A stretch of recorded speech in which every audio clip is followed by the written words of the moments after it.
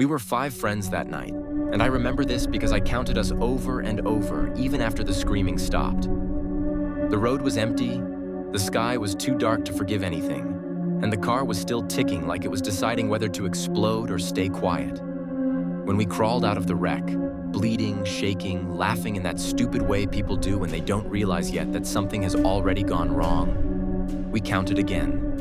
1, 2, 3, 4. And that's when we heard it. Not a scream, not a cry for help. A breath. Wet. Broken. Too close to the ground.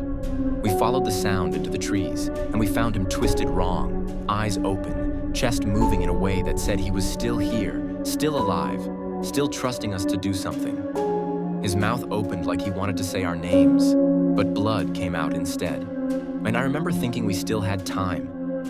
I remember thinking we could save him. And then I remember how quiet we all became when someone whispered, "If we call for help, everything is over." We didn't argue. We didn't vote. We just stood there while the forest leaned closer, while his fingers grabbed my wrist. Alive fingers, warm fingers, and wouldn't let go. The sky started to lighten, and fear started to think for us. We dragged him away from the road, deeper into the trees, while he cried sounds that didn't sound human anymore. His blood smeared across the leaves, and I remember how careful we were not to slip in it, like that somehow made us innocent. We dug with shaking hands, not looking at his face anymore because it was easier to imagine he had already stopped breathing. When we lowered him into the hole, he screamed for the first time, and dirt went into his mouth before we could stop it, before we wanted to stop it. That's when the knocking started. From underground, soft at first, then harder, like fists, like someone learning how to beg. We ran when it stopped. We told ourselves he was gone. We told ourselves there were only 4 of us now. But years later, when I stand at 4 graves and realize there was never a 5th one, I understand the truth too late. We didn't bury him alive. We buried something that learned how to wait. And tonight, it's done waiting. There are moments in life that refuse to stay in the past. They don't fade. They don't soften. They just sit inside you, quiet and patient, waiting for the right silence to crawl back out. This is one of those moments. I know because I relive it every night. Austin, every time it starts the same way. 5 of us laughing too loud in a car that felt indestructible. 5 shadows stretched across an empty road. 5 friends convinced that the world couldn't touch us yet. The music was loud, our heads were light, and none of us were watching the speedometer closely enough. We were young in the dangerous way, the kind that thinks consequences are stories that happen to other people. The crash didn't happen all at once. First there was the sound, metal screaming like it was alive. Then the feeling of weightlessness, like the road had let go of us on purpose. Glass burst into my skin, the car rolled, and the night flipped upside down before slamming us back into it. When everything finally stopped moving, there was a second where I thought I'd gone deaf. No music, no laughter, just the ticking of the engine, slow and uneven, like a heart deciding whether to quit. I don't remember who opened the door first. I just remember crawling out, hands shaking so badly I couldn't feel the ground. Someone was crying. Someone was laughing. Someone kept asking if we were dead. We stood there in the headlights, bleeding, staring at the ruined car like it had betrayed us. That's when I counted us. 1, 2, 3, 4. I counted again because it didn't feel right. 4 isn't a number you expect when you left with 5. We called his name. Once. Twice. Louder. The road gave us nothing back. No answer. No movement. Just wind moving through the trees on the side of the road. I remember thinking maybe he was thrown clear. Maybe he ran. Maybe this wasn't real yet. Then we heard it. Not from the road. From the darkness beyond it. A sound so small and wrong that it almost blended into the night. A breath. Wet. Uneven. Like someone trying to inhale through water. We followed it without speaking. The forest swallowed the headlights fast, and the darkness felt thicker with every step, like it didn't want us there. That's when we saw him, twisted at the base of a tree, his body bent in ways bodies shouldn't bend, his legs wrong, his arm pinned under him like it didn't belong anymore. His eyes were open, not glassy, not empty, watching us. His chest moved when he breathed, sharp and painful, like every breath hurt more than the last. He tried to say something when he saw us, but his mouth filled with blood instead, spilling down his chin and onto the dirt. That was the moment, the exact moment everything could have ended differently. We knew he was alive. There was no confusion, no doubt. His fingers twitched. His throat worked as he swallowed. He reached for us, and when his hand closed around my wrist, I felt warmth. Real warmth. Living warmth. I remember the pressure of his grip, weak but desperate, like he was afraid we might disappear if he let go. I remember thinking, he trusts us, and I remember how heavy that thought felt. Someone whispered his name again, softer this time, like saying it too loud might break him. Someone else said we needed help. An ambulance, the police, anyone. The word help hung in the air for a second too long, because then another voice followed it, shaking, careful, terrified. If we call for help, everything is over. No one explained what that meant. We didn't have to. The drinking, the speeding, the lies we told earlier that night, and the way our lives would be ripped open and examined under bright lights. I felt his fingers tighten around my wrist as if he sensed the shift, as if he knew the room had gone quiet in our heads. The sky was starting to change, the black thinning into a dirty gray. Morning was coming, and with it, consequences. I looked down at him again, really looked this time, and saw fear behind his eyes.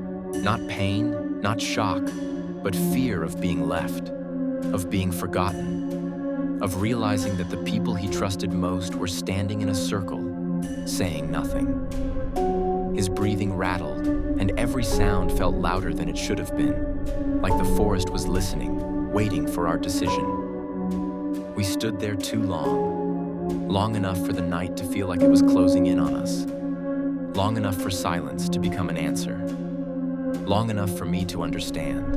I deepened my chest that whatever we chose next would follow us forever. We didn't know how bad it would get. We didn't know about the graves, or the knocking, or the way guilt learns how to wear familiar faces. All we knew then was this. Our friend was still breathing, and we were already beginning to act like he wasn't. The car was finished. There was no arguing that. It sat crooked across the road like a dead animal, smoke curling from the hood, one headlight still on and flickering like it was trying to stay awake. Glass covered the asphalt, crunching under our shoes every time we shifted our weight. The smell of fuel hung in the air, sharp and sour, and every few seconds the engine clicked again, reminding us that something inside it was still warm, still alive, just like him. The road was empty in both directions. I'm stretching out into the darkness like it had never heard of us and didn't care to remember. No headlights, no distant engines, no help coming by accident. When we pulled our phones out, one by one, the screens glowed uselessly in our hands. No bars, no signal. Just our own faces staring back at us, pale and shaking. The night had sealed itself around us, and suddenly it felt deliberate. Behind us, in the trees, he made a sound. It wasn't loud. It wasn't dramatic. It was the sound of someone trying to speak and failing. We turned back toward him, and that's when he tried to talk again. His lips moved. His throat worked. A word almost escaped. Instead, blood bubbled up from his mouth, thick and dark, spilling down his chin and soaking into the dirt beneath him. He coughed, and his body jerked like it didn't belong to him anymore. And the sound tore straight through me. It was the kind of sound you can't unhear once it's inside you. Someone said his name again. Softer, closer this time. Like if they said it right, he might suddenly be okay. Someone else said we needed help. Said it louder, like volume could fix what was wrong with him. An ambulance, a hospital, anything. The word help echoed again, but this time it felt thinner, weaker, like it already knew it wouldn't win. Then came the other voice. Low, shaking, almost apologetic. If the police come, everything is over. That sentence didn't belong to one person. It belonged to all of us the second it was spoken. No one argued. No one asked what everything meant. We all saw it at the same time. Sirens cutting through the dark, questions we couldn't answer, the way this night would swallow the rest of our lives whole. Fear shifted inside us, changing shape, changing priorities. It stopped being about him. It started being about us. He must have felt it, because that's when his hand grabbed my wrist. I flinched so hard I almost fell back. His fingers closed around me, firm and desperate, skin slick with blood and dirt. They were cold, but not dead cold. The kind of cold that comes from shock, from blood leaving places it's supposed to stay. And yet his grip was strong, stronger than it had any right to be. He tightened his hold like he was afraid I might leave, like he understood something we were still pretending not to. Alive hands don't grip like that. I looked down at where he was holding me, at the faint tremble in his fingers, at the way his thumb twitched against my skin and my stomach turned. This wasn't a body. This wasn't a memory. And this was a person, breathing, feeling, terrified. His eyes locked onto mine, wide and shining in the dark, begging without words. I could see it in his face. He knew something was wrong, not with his body, with us. Someone told me to pull away. Someone else told me to stay still. No one told him anything. He tried to speak again, and more blood spilled out, warm against my hand. His grip tightened once more, and for a second I thought he was trying to climb out of the dirt by himself, like he didn't trust us to help him anymore. I still feel those fingers sometimes, even now. Cold, strong, alive. And that's how I know the accident didn't take 5 lives that night. It left one behind, alive long enough to realize we were already letting him go. We dragged him, not carried, not gently, not even carefully. Dragged. Over roots, over broken branches, over wet leaves that swallowed the sound of our movements like the forest was trying to hide us. That's the part we don't say out loud. The part that sticks to your fingers, your clothes, your teeth. The part that marks you forever. His blood spread behind us, dark and glossy, painting a trail across the forest floor. It glimmered in the faint light, catching on each leaf and stone, like it knew it was being remembered. Each drop was a heartbeat, accusing us in slow, wet whispers. Every groan he made was a question. Why? Why? Why? And the louder he got, the more the forest seemed to lean closer, listening, judging. We tried to ignore it, tried to convince ourselves he was already gone. That dragging him made no difference. But every time his arms scraped against the rocks, every time the crunch of his body shifted beneath our hands, the sound tore through us, and the air became thick with something heavier than blood. Fear? Maybe? Guilt? Definitely. The sky was changing above us. Darkness was pulling back, folding into a gray that smelled like ash and wet stone. Morning was coming too fast, faster than our shame could hide, and we knew it. We were running out of time. He tried to lift his head once, just a little.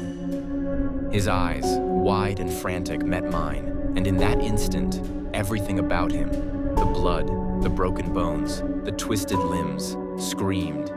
We are about to do something we can never undo. I could feel my own pulse hammering in my ears, sinking with the weak thumps of his chest. Alive, still alive, and still depending on us to decide whether life meant mercy or punishment. We didn't speak.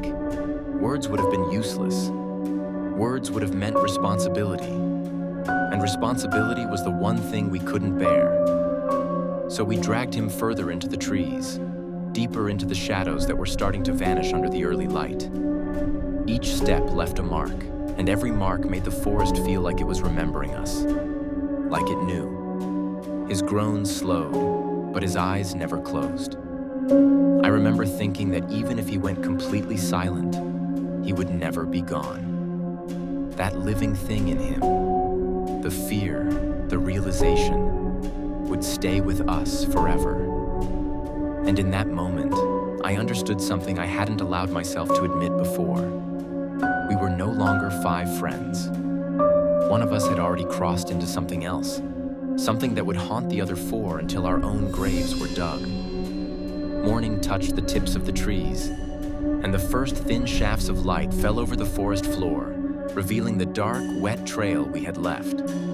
It glimmered, it accused, it remembered, and we knew, without a single word, that nothing could ever erase it. One of us finally broke the suffocating quiet, a whisper so fragile it almost dissolved into the night. We should call for help. It should have been simple, a lifeline, a way to undo the wrong. But the words hung between us, trembling and heavy, like they were being weighed by something alive. Another voice cut through, sharper, shaking. We were drinking, speeding. What if they find out? What we've done? And then it hit us, all at once. The memory of every lie we'd ever told, every rule we'd broken, every reckless night that led to this one. The weight of it pressed into our chests, suffocating, almost tangible. Breathing became a betrayal. Every inhalation tasted like smoke, metal, and blood. Every exhale felt like a confession we weren't allowed to make. The friend we had just found alive tried to lift his head. I tried to speak, but no one dared meet his eyes. They were wide and desperate, and in them was a question none of us wanted to answer. A question we would regret not answering for the rest of our lives. We didn't speak. We didn't vote. We didn't make a decision. We just stopped talking. Silence settled over us like a living thing. It wrapped around our shoulders, heavy and accusing. It whispered in our ears with voices only we could hear. If you call, everything ends. If you stay silent, everything ends. I remember the way the blood on my hands seemed to pulse, warm and wet against the cold dawn. It was as if it remembered, as if it was judging, as if it could speak and knew the words that would condemn us forever. And still we chose silence. Silence over sirens. Silence over justice. Silence over mercy. Because fear, it turns out, is easier to carry than truth. The forest wasn't just there. It was awake. It was aware. Leaves shivered even though there was no wind. Branches snapped under our feet like bones breaking quietly, as if the trees themselves were whispering, "Turn back, turn back, turn back." Shadows stretched unnaturally, stretching toward us, curling, twisting, as if alive. The darkness under the trees pressed against us, pulling at the edges of our vision, shaping shapes we weren't sure were real. Every step we took dragged him further into the black, deeper into the choking embrace of the trees. Every groan he made became louder in the stillness, echoing off trunks that seemed too close, too tall.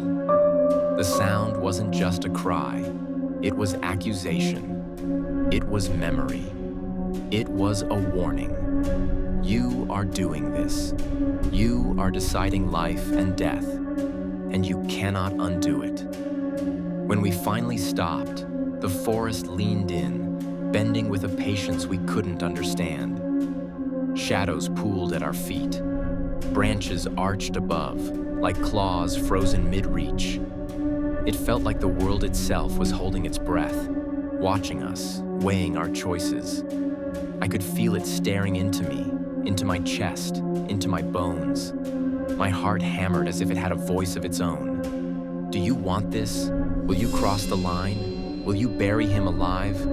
The forest smelled like wet earth and iron, like blood, like dread. And it was patient, waiting for us to make a decision that could never be undone. And in that silence, in that suffocating weight of shadows and judgment, I realized something no one else said aloud. This was the place where it would happen.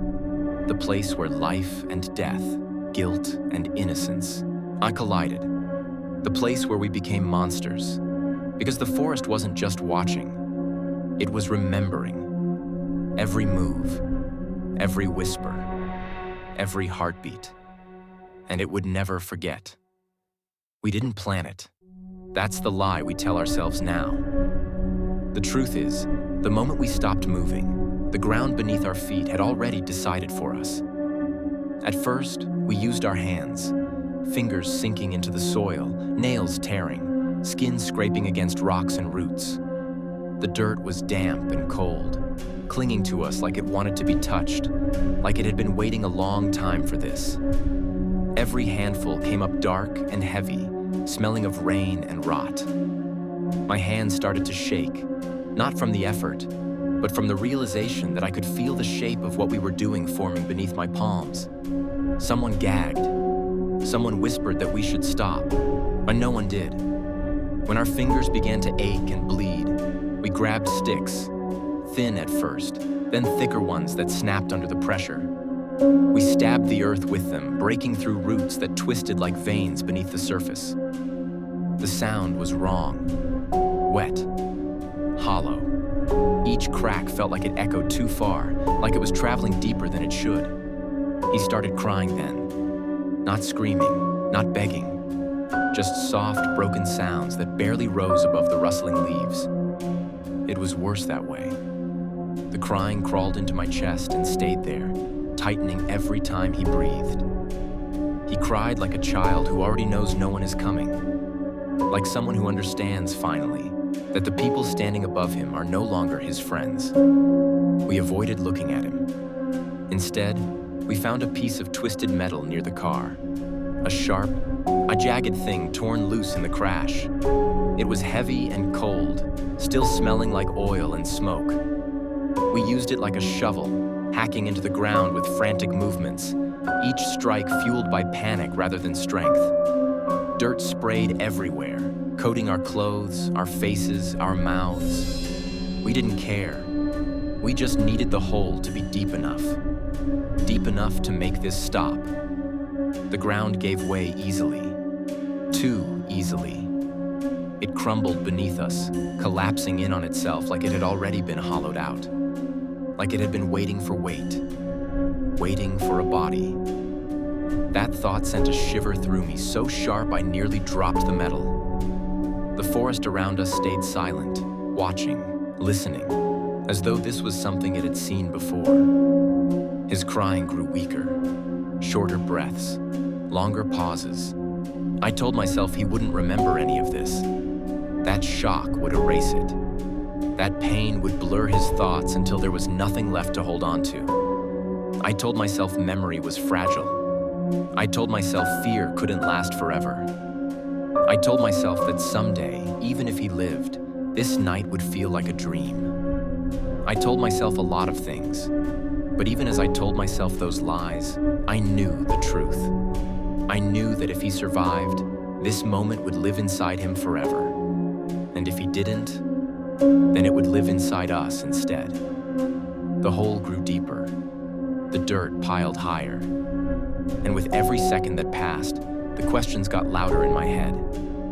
How deep is deep enough? How long can someone cry before they stop? What happens when the crying turns into silence? We didn't have answers. We just kept digging. Lowering him into the hole was the moment everything stopped pretending. We didn't lift him properly. We couldn't. His body wouldn't cooperate. Too loose in some places, too stiff in others. His weight shifted wrong in our hands, like he was already half gone, like gravity had started claiming him early. When his back touched the earth at the bottom of the pit, he gasped. Sharp, loud, a sound full of terror and understanding. That's when he tried to scream. It came out broken, jagged, half-formed. His mouth opened wide, wider than I thought a human mouth should, and the sound tore out of him like it had claws. In that instant, panic took over. Someone slipped. Someone's hand shook. Someone dropped a handful of dirt too soon. It landed on his face. Some of it went into his mouth. Not on purpose. Not at first. He coughed immediately, eyed choking, thrashing as much as his broken body would allow. Dirt smeared across his lips, stuck to his tongue, packed against his teeth. His eyes went wide with a new kind of fear, raw, animal, unmistakable. He wasn't afraid of dying anymore. He was afraid of how. Someone whispered, "Oh, God." Someone else said his name again, louder this time, like saying it could undo what had already happened. I remember thinking we should pull him back out. I remember my hands twitching, my body leaning forward without permission. But then he coughed again, violent and wet, and more dirt shifted, sliding down into his mouth and throat. And something changed in us. Because stopping now meant admitting what we were doing. Stopping meant looking at him. Stopping meant choosing him over ourselves. So no one stopped it. Another handful fell, and then another. Not thrown, not slammed, just released. Dirt rained down softly, obscenely gentle, pattering against his face and chest. Each time he tried to scream, the earth filled the space where sound should have been. His cries turned into muffled, choking noises, trapped inside him, swallowed by the ground. The sound he made after that, it wasn't screaming anymore. It was bubbling, wet, desperate, like air trying to escape a place it wasn't allowed to be. His body jerked beneath the dirt, arms twitching, fingers clawing at nothing. Soil packed into his mouth, his nose, his eyes. His breaths came faster, then slower, then wrong. I could hear it all. Every choking gasp, every wet swallow, every horrible attempt his body made to keep living even when we were taking that choice away from it. I wanted it to stop. Not because I cared, but because I couldn't stand the sound. It still lives in my head. Sometimes I hear it when the room is quiet. Sometimes I hear it when I close my eyes. That thick, muffled noise, like someone screaming through earth, through guilt, through people who decided too late that silence was easier. When his movements finally slowed, no one said anything. We just stood there, staring into the hole, staring at the dirt that had become his last breath. The forest didn't move. The sky didn't help. Morning crept closer like it didn't want to see us either. And that's when I understood something that still makes my stomach turn. The dirt didn't kill him. We did. The dirt was just the first thing we let take his voice. We covered him fast, too fast. Hands shaking, dirt flying everywhere, piling it on without thinking, like without looking. We weren't careful anymore. We weren't gentle. We just needed it finished. Needed the hole filled.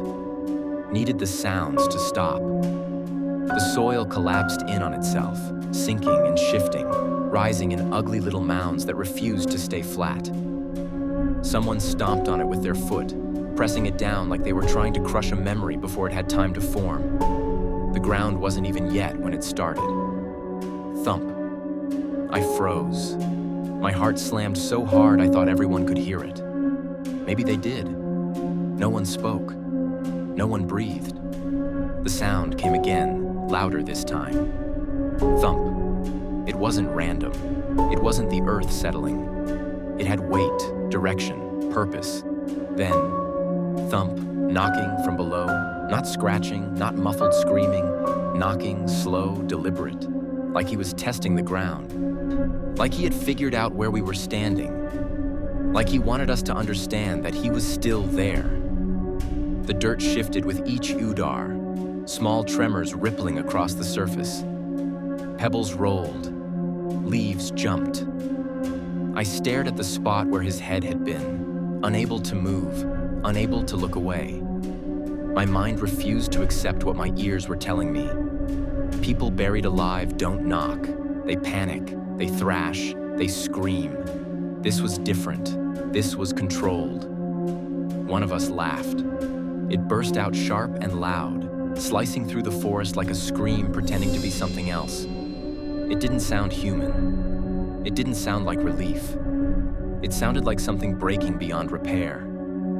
The laughter cracked and twisted, ending in a sob that never quite formed. Another one of us ran. No warning, no goodbye. Just turned and disappeared into the trees, branches snapping behind them, footsteps fading fast like they could outrun what we'd done. I wanted to follow. God, I wanted to follow. But my legs wouldn't move. None of ours did. The knocking continued. Thump. Pause. Thump. Each time it came, it felt closer somehow, heavier, like his hands were learning, like the earth between us was thinner than it should have been. I imagined his fingers bruised and bloody, knuckles scraping against packed dirt, his mouth opening again only to swallow soil instead of air. The thought made bile rise in my throat. I don't know how long it lasted. Seconds stretched. Minutes collapsed. Time stopped behaving like time. The forest stayed unnaturally quiet, like even the insects didn't want to be part of this. The sky above us grew lighter, and pale and indifferent, watching without judgment.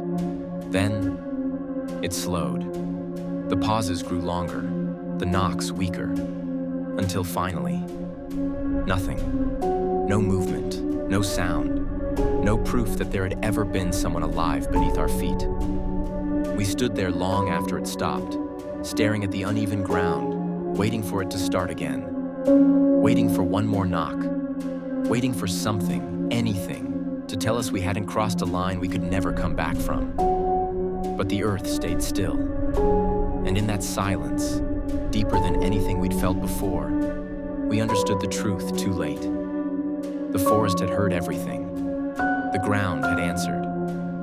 And whatever was buried beneath us wasn't finished with us yet. We made promises that night, the kind people make when they're trying to convince themselves more than each other. And we promised never to talk about it, not to the police, not to our families, not to God if he was listening. We promised to stay friends. At first, it felt possible.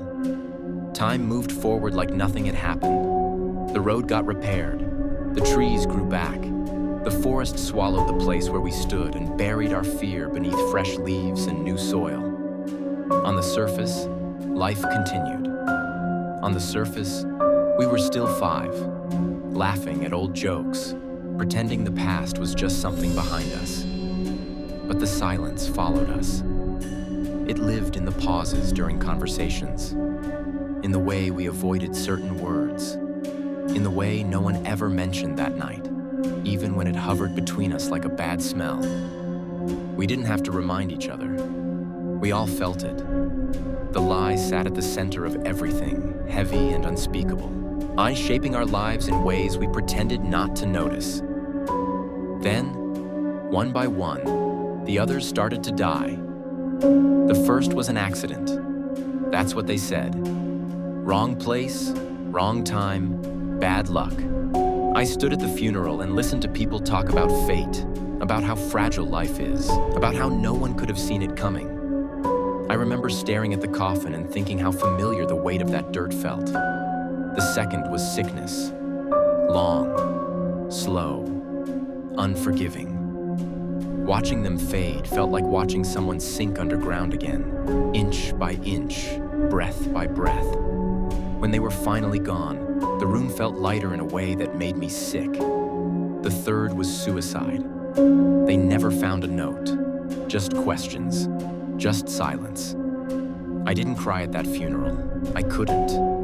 All I could think about was knocking, about how some people don't stop hearing it. Each burial felt like a repetition, a rehearsal. The same motions, the same prayers, the same finality. 4 funerals, 4 times standing over open ground, 4 times listening to dirt hit wood and wondering who was really inside the grave.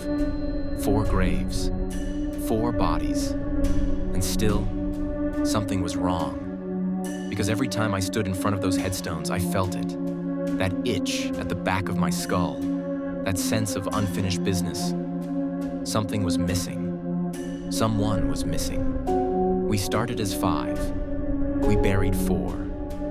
And no matter how I counted it, no matter how I tried to convince myself otherwise, the numbers never lined up. There was still one lie left.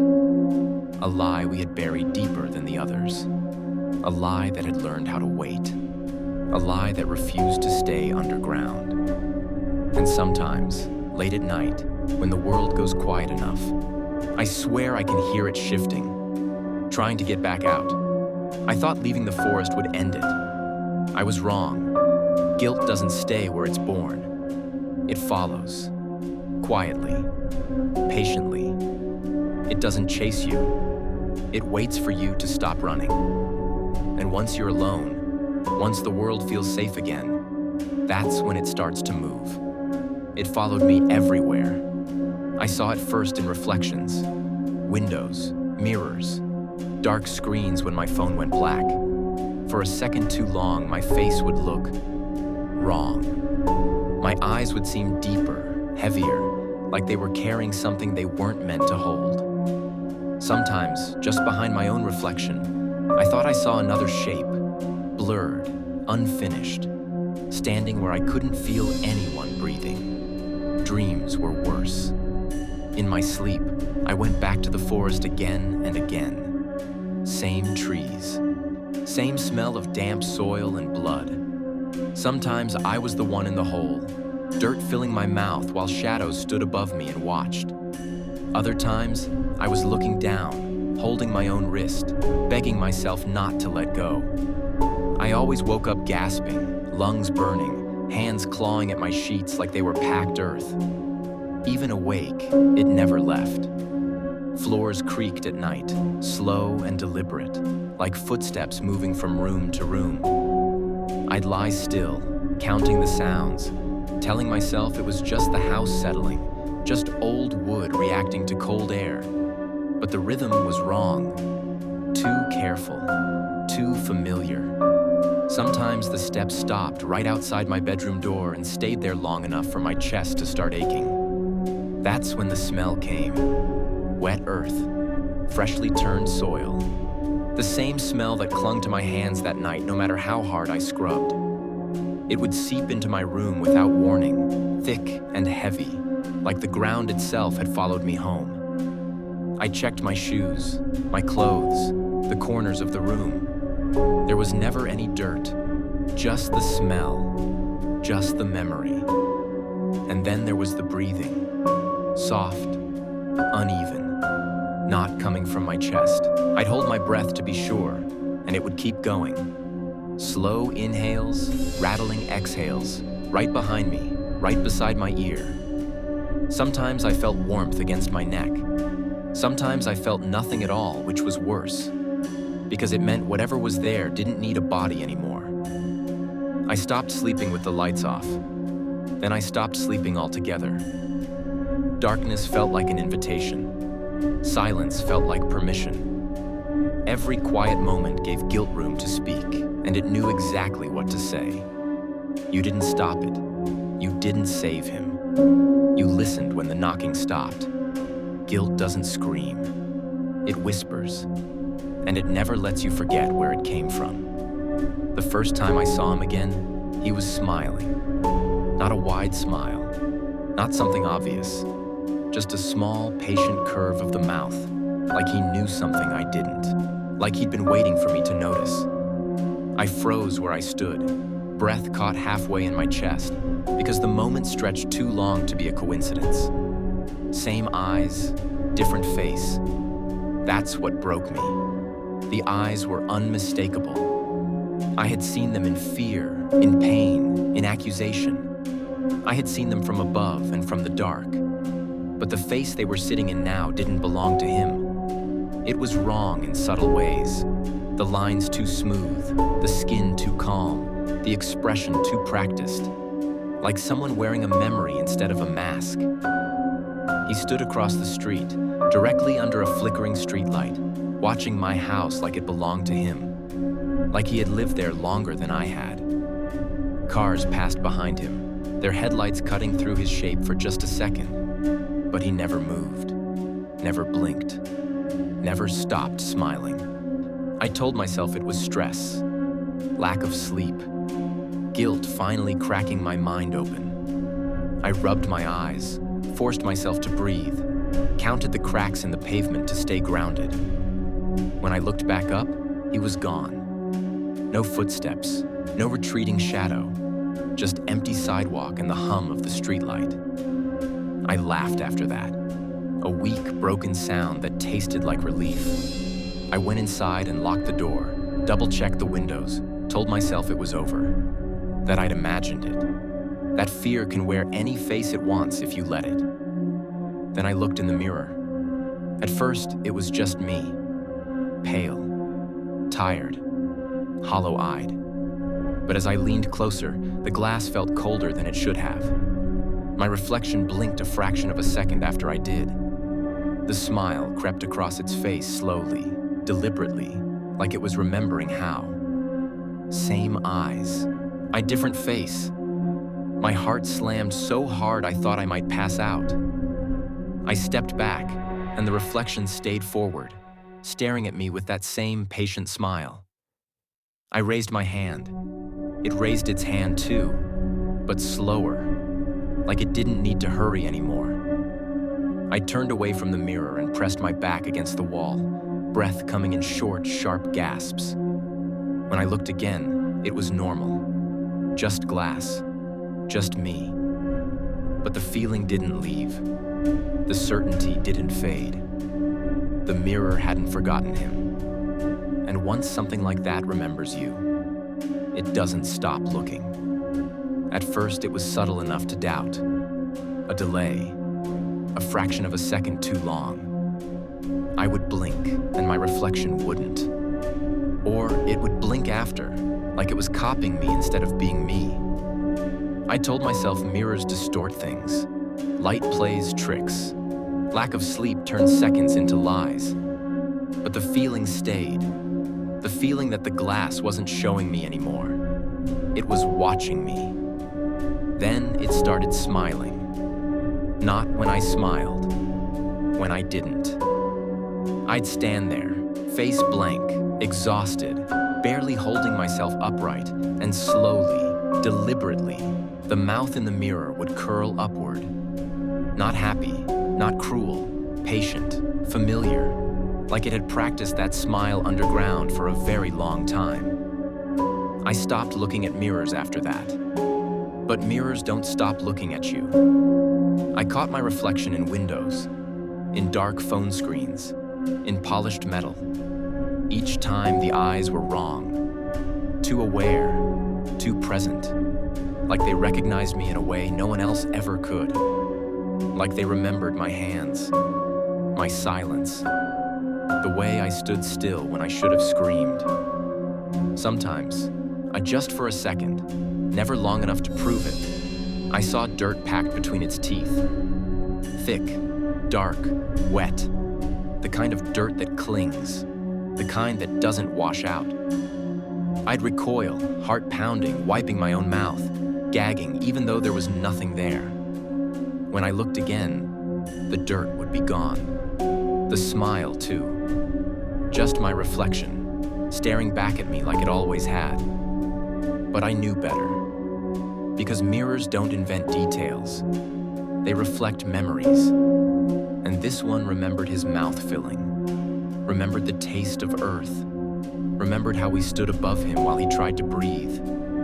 The worst part wasn't seeing him. It was realizing he could see me. Every time I passed a mirror, I felt exposed. Like it could see past my skin, past my excuses, straight into the moment we chose silence. Like it was counting how many times I'd looked away since then, judging how long I deserved to be seen. I started covering mirrors with sheets, towels, anything I could find. But even then, I felt it behind the fabric, pressing close. waiting. Sometimes the cloth would shift when there was no air. Sometimes I heard a faint scrape, like fingernails dragging softly across glass. Mirrors don't forget faces, and once they remember someone like him, they don't stop trying to bring him back. He spoke to me at night, not out loud, not the way voices usually do. He spoke from behind my thoughts. It always happened when the world was quiet enough to hear yourself exist, when the lights were off, when sleep hovered close but never fully came. I would lie there staring into the dark, listening to my own breathing, counting it like it might keep me grounded. In, out, in, out. That's when the space between breaths started to feel crowded. At first, it sounded like my own voice. Calm, reasonable, familiar. That was how it slipped past me. Then the words came, clear and slow, pressing directly against the inside of my skull. You didn't check if I stopped breathing. My body locked up instantly. Every muscle went tight, like something had grabbed me by the spine. My heart raced, but I didn't move. I didn't even blink, because the voice didn't echo in the room. It didn't come from the walls or the corners or the dark behind the door. It came from right behind my thoughts.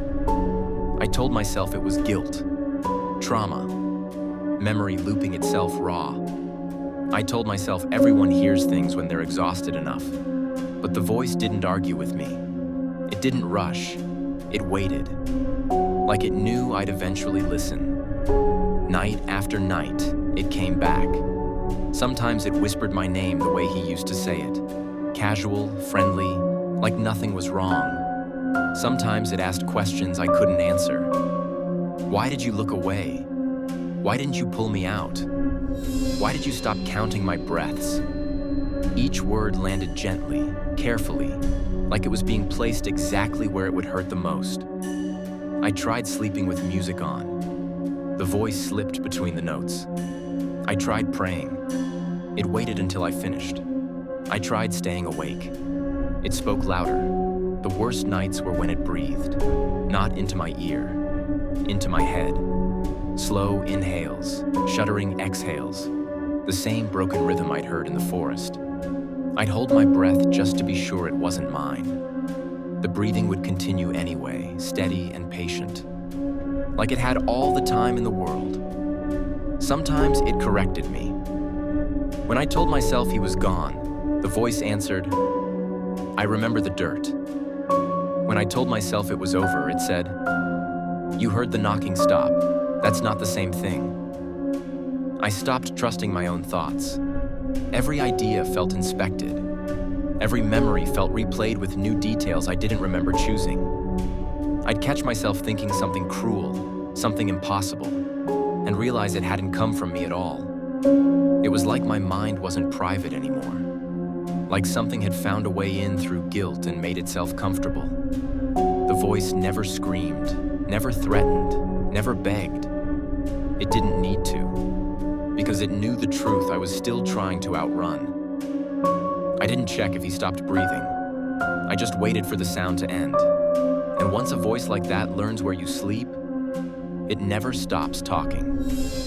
I started hearing footsteps in rooms no one was in. Not creaks, not settling wood, not the harmless noises houses make to remind you they're old. These were wet. Bare feet dragging across the floor, each step heavy, uneven, like something soaked and exhausted was being pulled forward by memory alone. I would sit up in bed, heart hammering, listening as they crossed the living room, paused, then changed direction, as if whatever it was remembered the layout. They never hurried. They never hesitated. Sometimes they circled the house slowly, testing doors that didn't open, corners that didn't lead anywhere. Sometimes they stopped for long minutes, standing perfectly still. I learned not to breathe when that happened. Learned that silence didn't mean safety. It meant listening. Every night, without fail, the footsteps came down the hallway. Step, drag, step, the sound of moisture leaving the floor reluctantly, like it didn't want to let go. I'd stare at my bedroom door, counting the seconds between steps, knowing exactly when they would stop. Because they always stopped in the same place. Right outside my door. No handle turning, no knocking. Just waiting. I could feel it on the other side, close enough that the air felt wrong, thick and cold, like something was leaning in. Sometimes a shadow slid underneath the door, stretching longer than it should have. Sometimes nothing happened at all, which was worse. That's when I realized something unbearable. Whatever was walking through my house didn't need a body anymore. It didn't come to scare me. It came because this was where I lived now. Because it knew I'd open the door eventually. And every night it waited. Patient. Wet. Remembering how deep the ground felt around its chest. I learned the truth long after it mattered. Not from books. Not from priests. Not from the things people say when they're trying to survive a haunting. I learned it by watching him fail at being human. The thing that came back wasn't my friend. Not really. It wore his memory like borrowed skin, but it didn't understand the rules. It smiled half a second too late. It blinked when nothing moved. When it laughed, the sound dragged, like it had to climb out of something heavy before reaching the air. That's when I understood. What returned wasn't the boy we buried.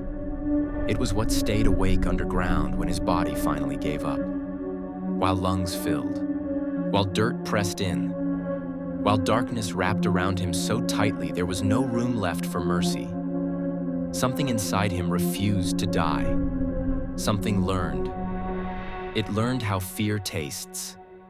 It learned how guilt sounds when people try to hide it behind normal voices. It learned our faces as they hovered above him that night, panicked, shaking, deciding. That thing memorized us.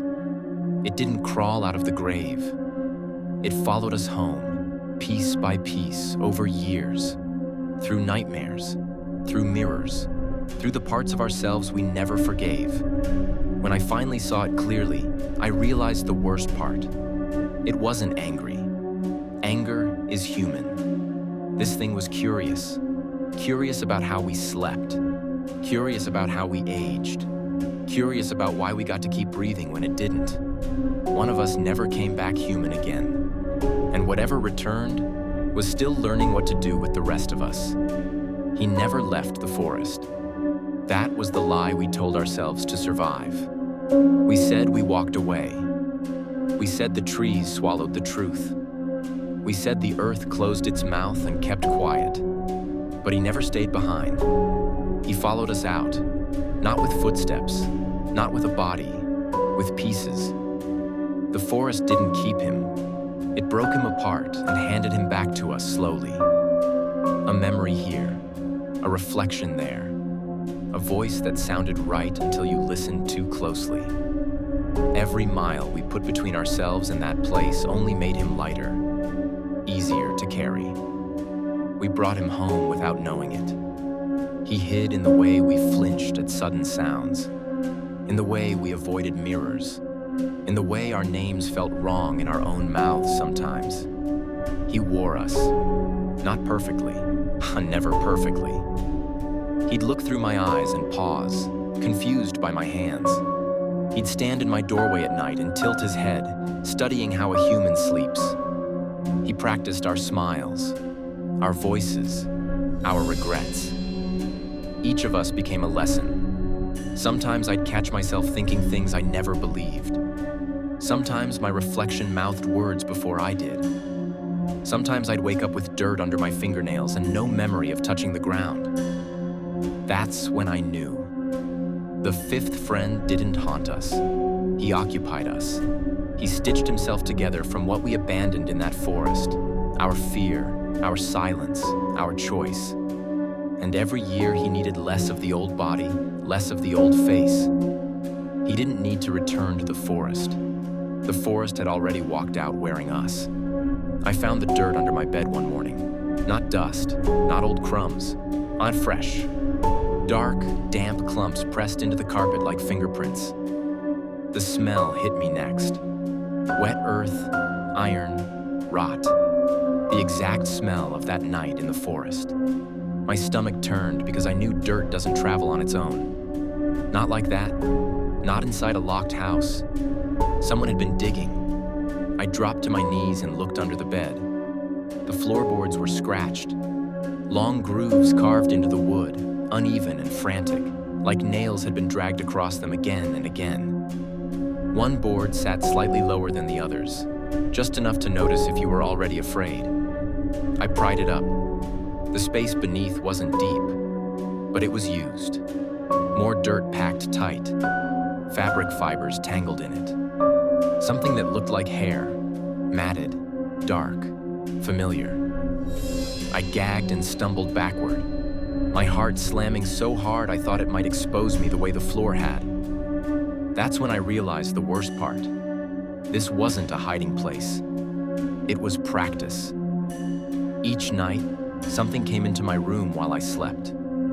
Each night, it tested the ground, measured the space, learned how long it would take to open me up from underneath without waking me. I started sleeping with the lights on after that, then sitting up, then not sleeping at all. But no matter where I lay, I could feel it beneath me, waiting, because graves don't have to be outside. Sometimes, they're built exactly where you feel safest. I tried to confess. I really did. I stood in front of someone who trusted me, someone who still believed I was human enough to tell the truth, and opened my mouth. I felt the words rising in my chest, heavy and urgent, pushing upward like they'd waited years for air, but they never became sound. My tongue went numb, my throat tightened, then my mouth filled. Not metaphorically, not emotionally. Dirt. Cold, wet earth packed against my teeth, pressing into my cheeks, sliding down my throat no matter how hard I gagged. I tasted iron and rot and something older, something that remembered pressure and darkness. I fell to my knees, choking, clawing at my lips as clumps spilled onto the floor. The person in front of me screamed. They swore later I never said a word. Just collapsed. Just bled from my gums like my body was rejecting me. After that, I understood. The truth didn't belong to me anymore. Every time I tried to speak about the forest, my heart began to race. Not fear, not panic, movement. A steady, rhythmic thudding that didn't match my pulse. Something beating inside me, faster when I lied, slower when I stayed silent. Betrayal doesn't die when it's buried. It circulates. It learns your veins. It memorizes the path to your lungs. It keeps time. The fifth friend didn't want forgiveness. It wanted control. And every secret we kept gave it another heartbeat. I'm the last one now. At least, that's what the records say. 4 funerals, 4 certificates. 4 endings neat enough to believe in. Sometimes I stand in cemeteries and read their names just to make sure they're still there. I count the letters. I trace the dates. I watch for movement in the corners of my eyes, because part of me expects one of the stones to breathe, or to blink. I tell myself I survived, that I was the lucky one. But luck doesn't feel like this. Luck doesn't wake up unsure if the face in the mirror belongs to you or to something wearing you temporarily. Luck doesn't hesitate before answering its own name, waiting to see if the sound fits. Sometimes I wonder if I died too. Maybe not that night. Maybe later, quietly. Maybe I stopped breathing in my sleep and something else took over because it already knew how. Because it had practiced inside me for years, learning my habits, my guilt, my fear of being discovered. I look at old photos and can't remember when I stepped into them. I read messages I don't remember sending. I find dirt under my nails after days I swear I never left the house. If I'm the last one, why do I feel so crowded inside? Only one of us was real. The question that keeps me awake is this: was it ever me? I went back to the forest because there was nowhere else left to go. Cities had started feeling thin, like paper sets. Houses felt temporary. Mirrors lied too easily. I needed the place where the truth first learned how to breathe. The forest hadn't changed. Same crooked trees, same smell of wet earth and old leaves, same silence that listens back. The grave was easy to find. The ground around it was torn open, clawed apart like something had fought its way out or been pulled free. The hole yawned wide and shallow now, edges collapsed inward, as if the earth itself had grown tired of holding secrets. I stepped closer. No body, no bones, no fabric, no rot, nothing. Just smooth dirt, pressed flat, almost careful, like whatever had been there didn't want to leave a mess. Then I saw the footprints, 5 sets, bare, uneven, leading away from the grave in different directions at first, then slowly curving back together.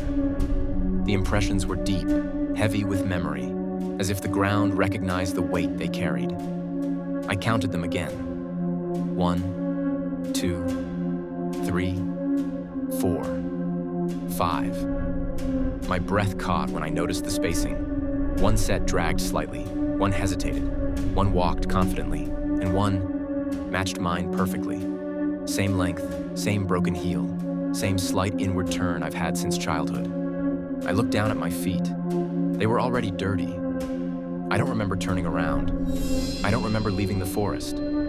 I only know this. Every night now, I hear footsteps outside my door again. 5 of them.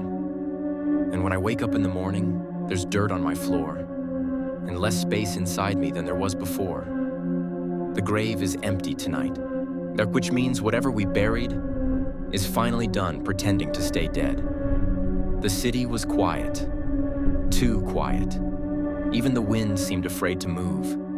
I lit a lamp in my apartment, a soft glow to keep the shadows at bay. I thought it would be enough. I was wrong. The flame trembled, not from draft, not from fatigue, but from something beneath it. Something alive, something waiting.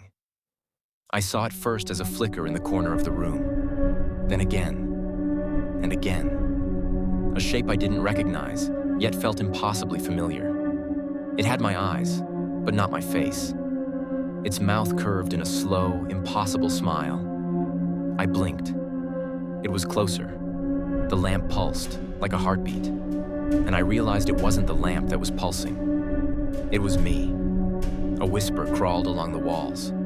Soft, patient, cold. You left me behind.